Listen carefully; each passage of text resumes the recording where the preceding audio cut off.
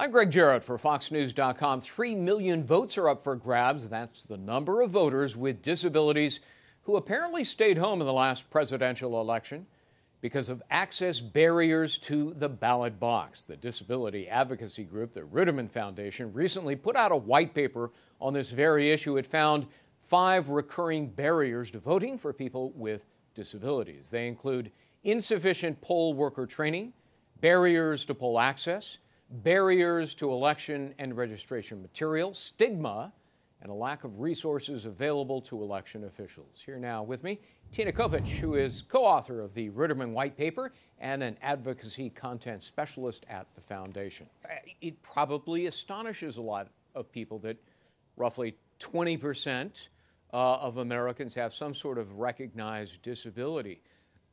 But 3 million people, arguably are disenfranchised when they vote. Talk to us about that. So you're right. Most people are very surprised when they hear that approximately 20% of the U.S. population has a disability under the ADA definition, Americans with Disabilities Act definition. When we say the 3 million figure that you just cited, that is based on a study that was conducted in 2012, voter turnout of voters with disabilities. If voters with disabilities voted at the same rates as their counterparts without disabilities, but otherwise equal in all demographic factors, then we would have 3 million more voters with disabilities. It's really astounding. All right, let's talk about the barriers. The first one that comes to mind are the physical barriers. Now, whenever I go to the voting place, there's a ramp to allow for people with physical disabilities to gain access, but it's a one-floor building. So how prevalent are the ramps and accessible for disabled people and those that don't have them? Right.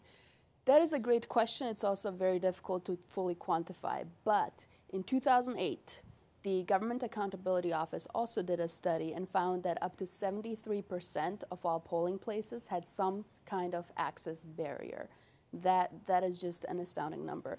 The good news is it was up from 2004 and 2000. Down. Right. From 2004 to 2008. What about transportation? I mean, people with disabilities have transportation problems all the time, but they do gain access to trains and buses that allow them, some special access. Yes. Transportation, in this white paper that we wrote, we interviewed 10 experts, one of them being Congressman Langevin, who was the first quadriplegic congressman to be elected to Congress. He basically said that public transportation and transportation, sadly, is one of the factors that has still not really been solved. Yeah. How do we solve that? There's no great answers. Money. Money is one, but as we know, money is also scarce. Where will it come from? Ultimately, if we already enforced the existing transportation that is in place, if Right. we made sure that buses were accessible, if we made sure trains were fully accessible, that would already reduce the problem quite severely. What about people with developmental, emotional, intellectual disabilities? Are they discriminated against? Yes, yes, absolutely. One thing that was also interesting in our white paper that we found is the U.S. actually compares very favorably to other developed countries around the world when it comes to voting access, when it comes to including our people in our democracy and making sure everyone gets a vote. Unfortunately, we do not compare favorably when it comes specifically to people with mental or developmental disabilities. Some states discriminate. They don't allow them to vote? Absolutely. Some states in their state constitutions have a clause that says if you are found incompetent, you are disenfranchised. Who decides competency? The courts, and that's another thing that is not standardized. So if you are a judge who feels, let's say, has bias for whatever reason, and you see a person with a disability and you just don't feel that, let's say, a person with Down syndrome Right. can decide who to vote for, you have the legal right to declare them incompetent in certain states. With all of these barriers you've identified, transportation, the physical barriers at the voting places, intellectual, developmental, psychological discrimination, which is truly outrageous to a great many people, I would imagine. what can be done to improve all of this? That would be the, million-dollar question, right? I think ultimately we have to recognize that the election authorities of every state are doing the best they can. And we have to recognize that this is an incredibly complex and complicated problem. The biggest complication comes when we see that every state has different laws when it comes to administering elections. Right. And sometimes it even is divided further into county by county differences. So some counties might mandate absolutely accessible, let's say, registrations online. You have to have accessible website.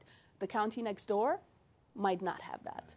And so that's where the complication comes in. So it really has to start from the bottom, making sure we raise awareness of every single person in order to help people with disabilities advocate for themselves further. Does there need to be a push by election officials everywhere to make sure that in advance election materials are specially made available to people with, disability challenges, and also encourage them to make better use of absentee ballots? Yes and no. So yes, election officials do play a huge role in making sure that people with disabilities have their civil rights met. However, if we rely on absentee ballots, which oftentimes that is the thing that's brought up when we talk about this white paper, it's like, oh, people with disabilities can't vote, but can't they vote absentee? Like, why do they have to go to the poll? Right.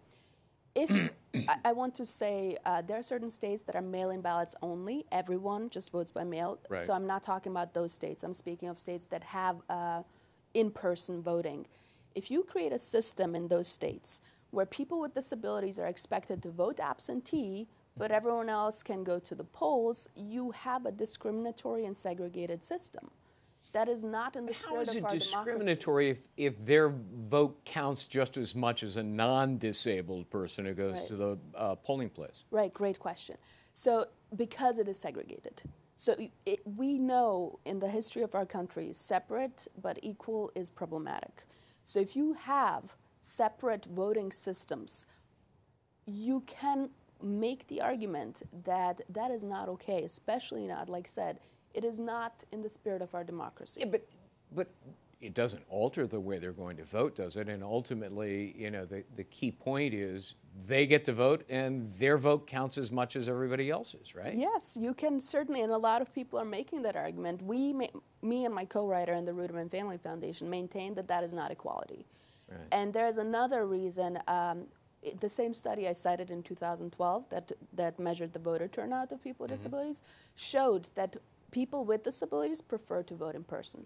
It is kind of, as we all know, it's this beautiful private but public event where you go and really get to participate in your democracy. And then you get that little sticker. Every year that an election is held, more and more people vote by absentee ballot. And, I envision the day 50, 100 years from now where there are no polling places. Everybody votes, maybe electronically or maybe with hand ballots, but they do it in the mail. We'll wait and see. Tina Kupich, interesting subject. Thank you for explaining it. Nice to have you here. Thank you very much for having me. Stick with us at foxnews.com for updates on this story and complete election coverage. I'm Greg Jarrett. Thanks for being here.